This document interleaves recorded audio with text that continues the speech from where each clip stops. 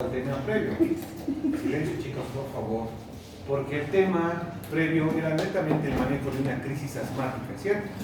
Y el asma tiene un manejo muy similar a este tipo de paciente, que es una reacción alérgica o un shock anafiláctico, que creo que en ninguna materia les enseña, ¿no? En dermato no creo que les enseñen shock. También lo más cercano va a ser una dermatitis alérgica, digamos, que van a manejar, ¿no?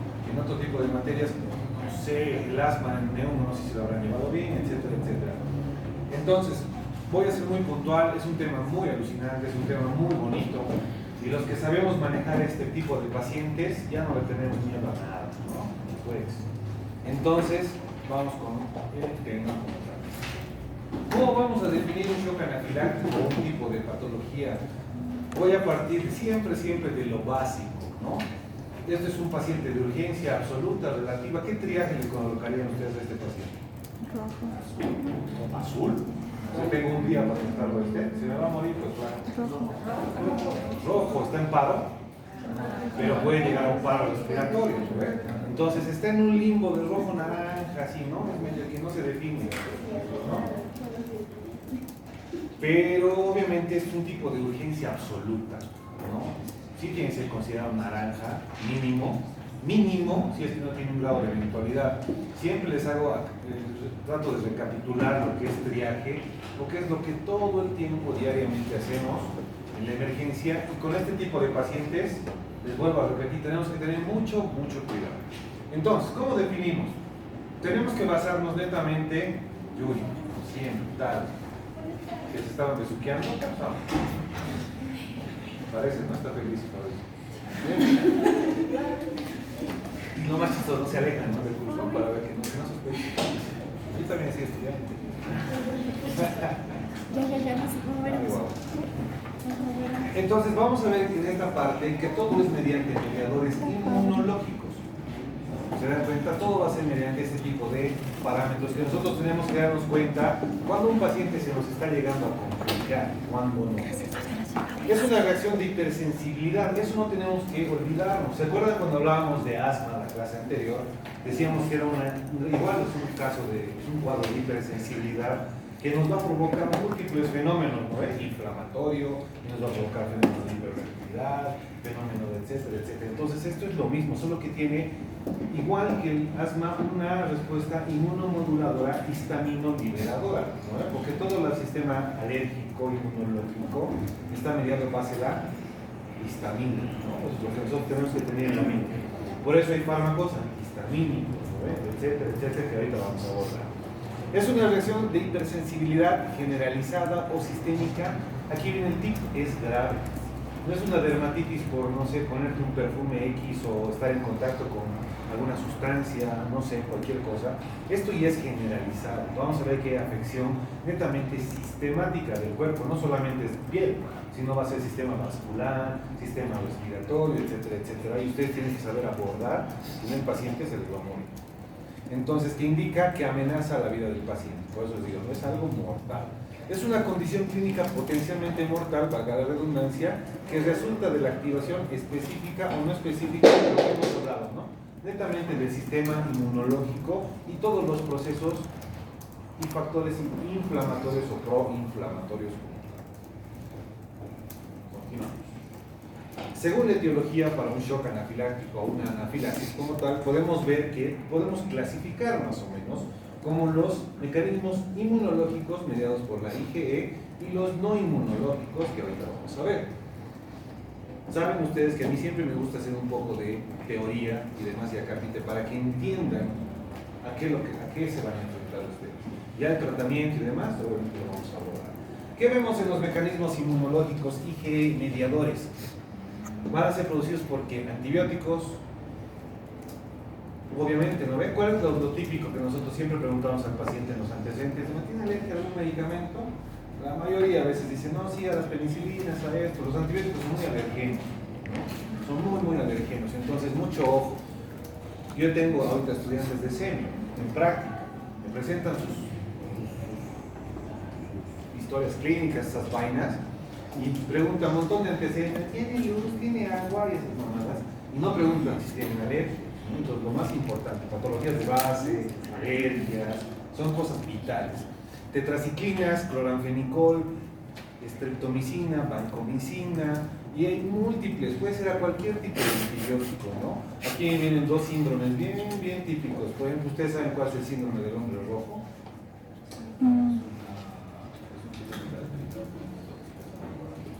No. El tema tóxico. No es el clorafenicol. Más fuerte para tus compañeros, no para mí, véanse. Ahí es una reacción adversa del uso de la vancomicina, ¿no? Hay otro síndrome, el síndrome del niño gris. Ese es el cloranfenicol. Bueno, ese es fármaco que supongo que debería ser. Alimentos.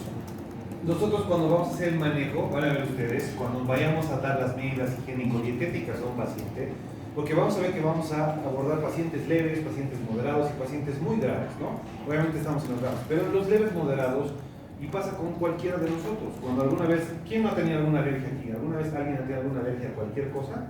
La vez a la ducha, no sé. Pero tenemos que indicar que no podemos consumir cierto tipo de alimentos que son alergénicos. En este caso, son todos los lácteos, todos los frutos secos, todos algunos cítricos, ¿no? Sobre todo mariscos, ¿no? ¿Qué más? Tenemos también otros agentes externos, ¿no? Como los venenos, etcétera, etcétera.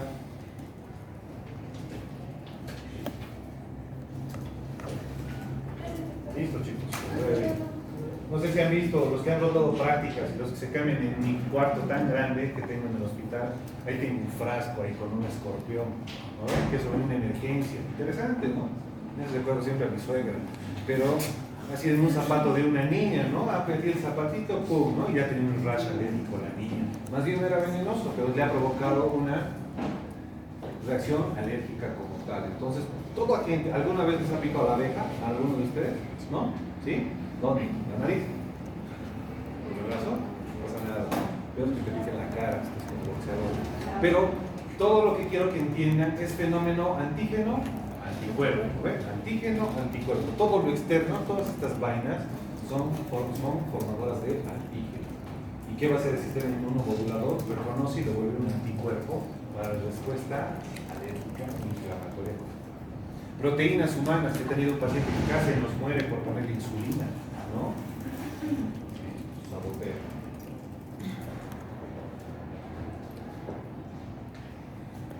La diversidad cada vez más decepciona.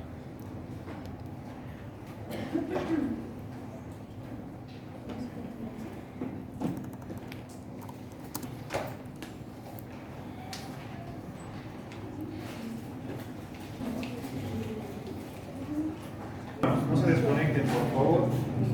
No se desconecten.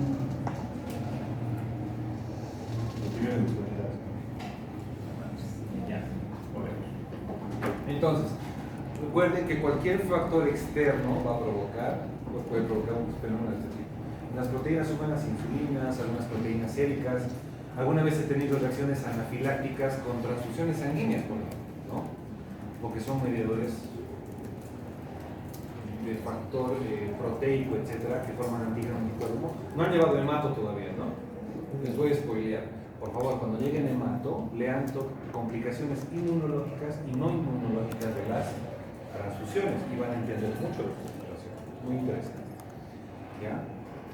Quistidatídico de contenido muy antigénico. ¿Qué es quistidatídico? ¿Qué tiene que ver con quistidatídico? ¿Qué causa la hidatidosis? Le voy a avisar a los equipos. Vamos a avisar a los equipos. ¿Cómo se llama esto? ¿No ve? ¿Qué o no? ¿O no? ¿No ve? No le pregunté el ciclo, porque vamos hasta las 7. No, difícil. ¿Qué tendrá que ver el quistidatídico? ¿Dónde encontraré un quistidatídico? A nivel hepático, ¿no ve? Esos son hallazgos ocasionales. Curiosamente, en el Hospital Los Pinos, en 2018, nunca me lo voy a olvidar, hemos tenido un paciente de un muchacho, 15 años, con dolor abdominal, fiebre y convulsiones, ¿no? Una vez, un periodo de convulsión. Es un caso interesante porque nosotros pensábamos que era algo muy neurológico, ¿no? Convulsión, fiebre, neuroinfección, todos pensábamos esa situación. Pero a la par, cuando ha llegado a la emergencia, tenía el antecedente de convulsionado, no ha convulsionado, llegando a la emergencia ha empezado a tener una rash muy generalizada. nosotros no entendíamos cómo asociar un rash con una convulsión, con fiebre. Éramos como que ustedes para presentar caso clínico interesante, el changuito. No sabíamos, yo era como que piensa. Antecedentes, ¿no? Un changuito, deportista, estaba bien, incluso ayer de una práctica deportiva, etcétera. Entre romper la cabeza 6 horas, ¿qué nos dice el hermano? Me dice, se ha golpeado demasiado fuerte en una práctica de cómo se juega fútbol ayer, estamos en una escuela deportiva, ya tenía un trauma abdominal. Entonces a partir de ahí le dolía el estómago, llegaba a casa a dormir y al día siguiente amanecía así con fiebre, bla.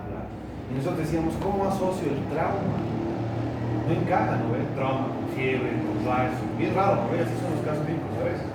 Ni idea. Entonces, entre un cirujano y yo, el doctor Flores, nunca me olvidé, hemos hecho lo que es una tomografía de abdomen. El cirujano siempre quiere ver, ¿no? Cuando no ven madres en la ecografía, tomo, dice, ¿no? Ni la tomo a ver a veces, yo ya tomo, dice. Entonces agarro y pedimos tomografía.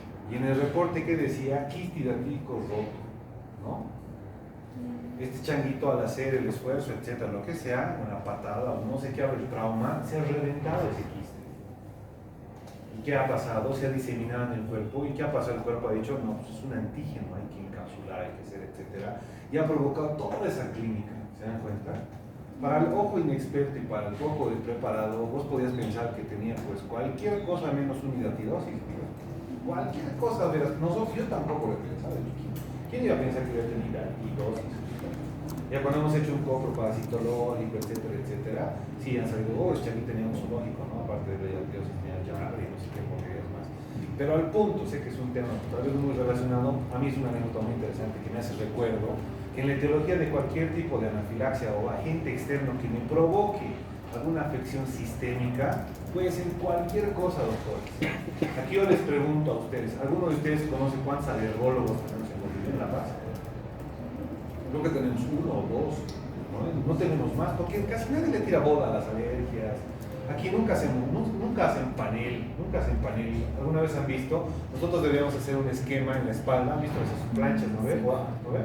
Las cribadas, ¿no? Que donde van pasando, ¿no? Esto aquí no existe, no hay tal. Y es bien complicado cuando no sabes a qué te estás enfrentando, porque ¿qué le puedes recomendar al paciente? Alexa, de su perro, de su esposa o de la flor. Entonces no sabes a qué eres alérgico, ¿no? Es complicado. Entonces, lastimosamente tenemos que tener el tino adecuado para tratarlo tal vez como algo muy general, ¿no? Como una alergia muy general. Por eso el tratamiento va a ser abocado a esa situación. Continuamos. Ahora vamos con los mecanismos inmunológicos no mediadores de IgE. ¿Qué dicen? Son reacciones mediadas por el sistema de complemento que producen liberación directa de los mediadores. ¿Cuáles son los mediadores? Hemos hablado de la histamina, ¿no? Histamina liberadores, ¿no? Esto está mediado igual también por fármacos, etcétera. Generalmente los más alergenos son los AINES, ¿no? Por eso incluso en algunos años dicen no administrar a niños, no administrar provoca síndrome de Rayet, provoca esto, provoca el otro, etcétera. Reacciones citotóxicas, ¿no? Reacciones post-transfusionales, y aquí ya vienen las formaciones de los anticuerpos con inmunoglobulina de memoria, la inmunoglobulina A. Anafilaxia de causa física. Seguimos en la etiología por si acaso. Anafilaxia de esfuerzo o síndrome anafiláctico inducido por ejercicio. ¿Alguno de ustedes tiene alguna idea de cómo se produce esto? Nunca me ha pasado, lo he leído en un artículo sobre algunos gimnastas que hacían sobre exceso de catabolismo de sus ejercicios físicos y aparte de eso hacían aporte proteico y creatina, ¿no? Entonces provocaban un desbalance metabólico que provocaba una reacción supuestamente antigénica en el sistema inmunológico y provocaba este tipo de anafilaxia idiopática más que todo, ¿no? Porque no tiene algo específico como tal. La anafilaxia postprandial de esfuerzo. Esto netamente está relacionado con la dieta, ¿no? Cuidado con lo que se van a llevar a la boca, cuidado, por si acaso. Anafilaxia por exposición masiva al frío. Nunca lo he visto, la verdad. Yo más bien he visto quemaduras, digamos, por frío, pero nunca he visto una anafilaxia, ¿no? Entonces, eso de que tengo alergia al sol, tengo alergia al frío. Los pacientes vienen así. ¿Alguna alergia? ¿Tengo alergia al sol, doctor? Yo, ¿qué es? ¿Drácula? sea, no es como que ya, tal vez una dermatitis de contacto, fotosensible, ya. El dermatitis al frío, lo pongo ahí porque la literatura lo me dice que lo menciona. Tengo que explicar eso. En fin. Clasificación, diferente. Vamos entrando a una clasificación. Hemos visto las múltiples etiologías en un shock anafiláctico como tal. Va a ser bien sencillo, doctores. Cuidado que en el examen la vuelvan a cajetear como todo el tiempo. ¿No ven? ¿Cómo se clasifica el shock anafiláctico? ¿No ven? Y ustedes me van a poner cualquier cosa menos leve, moderado o severo. ¿No ven? Entonces estoy presentando leve, moderado y severo. En un grado leve, piel y tejido celular subcutáneo siempre va a estar comprometido, todo el tiempo. Pueden haber lesiones dérmicas primarias, ya saben, dermato, ¿no ven? Llevo dermato, ¿no ven? Lesiones maculares, maculopapulares, pruriginosas, eritematosas, etcétera, amorfas, multiformes, no sé, imagínense en cualquier escenario. No estamos llegando obviamente ahorita a un Dublin Johnson que estoy hablando, ¿qué se llama el síndrome? Stevens Johnson, exacto. Entonces, definido por eritema generalizado y urticario. Tal vez está mi clasificación, no sé si lo he colocado, pero cuando hablamos de eritema, tenemos una clasificación en 4 pasos. Existe el eritema menor, eritema polimorfo menor, eritema polimorfo mayor, existe el eritema exudativo y la necrosis tisular como tal, ¿no? Entonces son el 4 y el 2. Síndrome de Stevens Johnson, muy complicado. En el grado moderado existen signos que van a empezar a sugerirles a ustedes médicos, ¿no? Capos, cracks, complicaciones. Ya les va a dar el paciente otro tipo de clínica, no solamente como que el doctor me cueste mi ronchita, ¿no? El paciente empieza con cuadro tal vez de diarrea, empieza con un cuadro de doctor, tengo hinofagia, no sé, no, bueno, el doctor así, no puedo traer mi saliva, no puedo respirar bien, doctor. Y eso ya es un compromiso netamente más vascular, ¿no? Entonces tengo que ver que si mi paciente se va a complicar con una disnea secundaria, tal vez o un edema de glotis, ¿cierto? Que va a provocar una obstrucción parcial o total de la vía respiratoria. Va a provocar un estridor en un caso de una obstrucción parcial, como les decía, náuseas, vómitos por la parte gastrointestinal, opresión torácica, laringia, etc. Y lo complicado, lo más complicado va a ser un paro respiratorio, ¿no? Entonces, muy importante es valorar vía aérea en un paciente que tenga una reacción alérgica. ¿Se acuerdan cuando hemos hablado de quemados? Y hemos dicho, ¿no? Por favor, valoren vía aérea. Lo mismo va con esto, porque igual te puede hacer edema de glotis y te hace el angioedema. ¿Qué es angioedema? Giselle, ¿qué es angioedema? Campeona del mundo.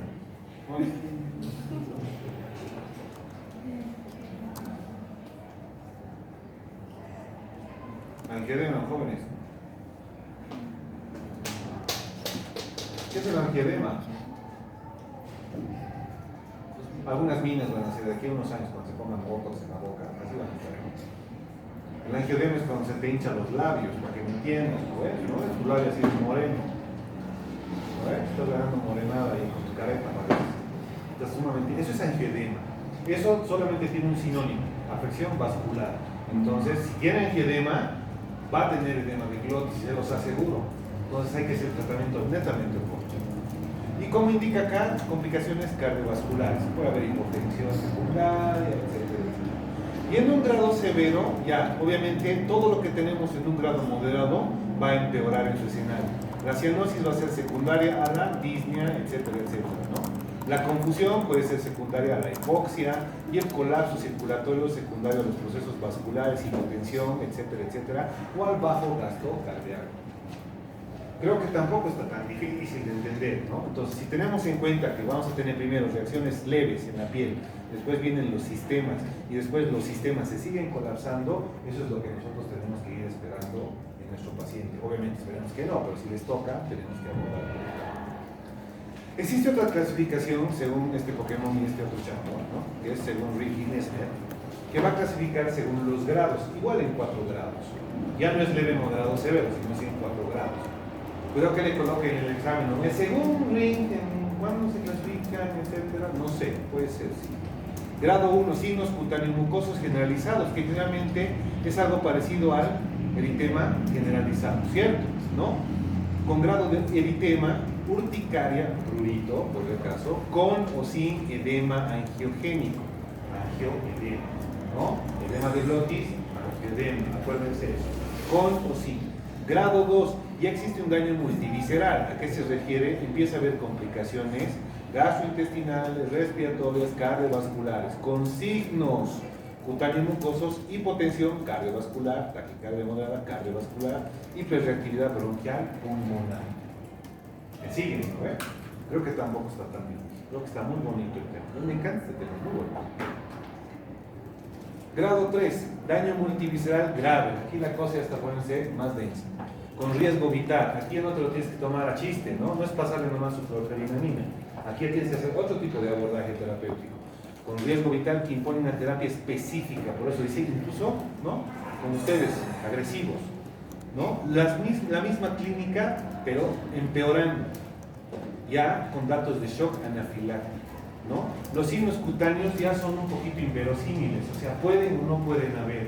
Ya la respuesta sistémica ya les está diciendo, me estoy complicando, o sea, me estoy complicando y me voy a chingar, me voy a complicar, estoy saturando mal, estoy taquicárdico, estoy hipotenso, raro, estoy taquicárdico, estoy etcétera. Me dejo entender, ¿no? Entonces esos signos a ustedes les tienen que llamar mucho la atención. Y el grado 4 habla de un colapso cardiocirculatorio, un paro cardiorrespiratorio, y volvemos al tema 3 de urgencias 2, ¿no ven? RCP, manejo de vía aérea. O sea, el punto no es llegar a esto, ¿no? Pero si el paciente les llega en un grado 4, obviamente tenemos que actuar de la manera más específica y dinámica posible. Clínicamente, ¿cómo podemos igual definir? Cuando ingresa un paciente de este tipo, lo que nosotros tenemos que tomar en cuenta es la clínica. Les he dicho, ¿no ven? Yo quiero que ustedes, médicos de urgencias, ¿no? Los de imágenes nos la pelan, ustedes van a ser clínicos innatos, ¿no? Es lo que siempre trato de meterles en la cabeza. Y lo diagnóstico de imagen, ¿no? Es el 20% de toda la patología. Entonces la clínica siempre va a mandar urticaria, hormigueo de manos y pies, sensación de calor, congestión nasal. ¿Quién me explica por qué tengo este tipo de síntomas? Es algo muy básico, parece todo un resfrío, ¿no? Los que tienen asma o los que tienen rinitis alérgica, por ejemplo, obviamente presentan menos tal vez la urticaria, presentan todo este tipo de clínica. Sensación de calor, congestión nasal, entonces, netamente o fisiopatológicamente es proceso histamino liberador, como tal. Congestión nasal, porque obviamente tenemos mucha vasculatura a nivel de, ¿no? Los plexitos, ¿no? De la nariz, del moedes, etcétera, que se va a congestionar y va a provocar un cuadro de incluso hiperreactividad de la mucosa. Entonces queremos congestión nasal. En un cuadro moderado, aquí la cosa ya se pone un poco más densa, ¿no? Hay edema laringio, broncoespasmo. ¿Qué escucharán ustedes en la parte pulmonar con un broncoespasmo? A ver, descríbame un pulmón con broncoespasmo o un tipo de este paciente. Ustedes lo están ocultando, pulmonar. ¿Qué harían? ¿Qué esperarían escuchar? Puede haber sibilancia por broncoespasmo, ¿no ve? Tu paciente silbador. Más o menos, ¿no? ¿Qué más? Estertores. Puede haber un grado de estertor porque acuérdense, en asma, como es un proceso inflamatorio, igual va a sacar moco, ¿no? Entonces igual hay un proceso obstructivo, por eso la disnea, por eso la obstrucción. Entonces puede haber algún grado de estertores. Cuidado que me estén clavando, no tiene neumonía. No, esto es algo muy agudo, ¿no? ¿Me dejo entender? Es muy agudo. Ansiedad, como ustedes, ¿no? Han nacido ansiosos, ¿no? Sus viejos con ansiedad los han hecho, todos ustedes. En el auto, sí. En fin, trastornos digestivos, todo lo gastrointestinal, ¿no? Vómitos, diarrea, lo que ya hemos hablado. Y en una grave, vamos a ver un estridor laringio. ¿Alguien me puede decir qué es el estridor laringio? Es un sonido caracterizado. Más fuerte, ¿verdad? Pues para tus compañeros, no para mí. Habla fuerte. Y eso es que no tiene que ser un. Pero hablar no es fuerte, que estés seguro. Yo te voy a corregir. Es el sonido emitido por la disminución del volumen de lo que es el sonido emitido por la disminución del volumen de la laringe. Tiene lógica, no está mal. Pero realmente este estridor es expiratorio. Todos alguna vez en la vida han roncado, ¿no? Es como matar un ciervo, ¿no? Es como que ese tipo de sonido, es un común ronquido, es algo expiratorio. Entonces, ese estridor es bien característico. ¿Alguna vez han visto un ronco? ¿Han escuchado unos roncos? Es como un ronquido, ¿no ve? Lo mismo el paciente, es porque esa vía respiratoria está netamente obstruida, entonces es complicado. Cianosis, sabemos que va a ser secundaria a nuestro proceso de hipoxia. Incontinencia de esfínteres. ¿Se acuerdan cuando hemos hablado de intoxicaciones? Les he dicho, ¿no ve? Un paciente que te presenta relajación de esfínteres, ojo, cuidado, ese paciente se va a complicar, ya hay daño severo, moderado. Este paciente ya está haciendo afección neurológica. Entonces, todo lo que sea incontinencia está relacionado al shock y al daño incluso autónomo. Criterios diagnósticos, se los he colocado para que los revisen cuando suban las diapositivas. Sacan fotos a cosas que nunca van a ver. Entonces, existen criterio 1, criterio 2, criterio 3. ¿Para qué me sirve esto? Esto les voy a pedir que por favor sí lo lean, porque yo de aquí puedo sacar 50 casos clínicos. Me explico. Niños de 1 a 10 años, no, adultos. Tensión arterial inferior a 90 milímetros de mercurio. ¿Se dan cuenta? Yo puedo presentarles un paciente masculino con presión de 80-30. Ustedes van a pensar que es un shock hipovolémico, ¿no? Se lo voy a evitar aquí.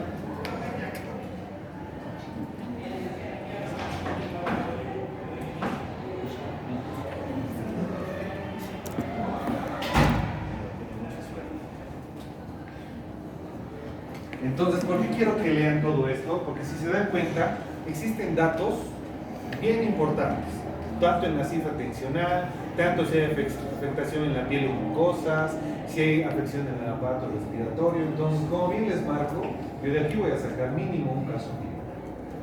Mínimo un caso clínico, porque el hito que viene va a ser más casos clínicos, ¿no? ¿Más selección múltiple? Desarrollo.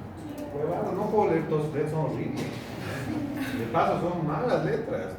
No, me cuesta leer sus macanas. Continuamos. Ya vamos entrando a los criterios diagnósticos. ¿Cómo vamos a diagnosticar? Si bien les había adelantado que es complicado ver el alergeno específico, ¿no? Entonces, nosotros por lo menos podemos basarnos en pruebas complementarias rutinarias que tenemos, ¿no? ¿Qué prueba rutinaria pediríamos para un shock?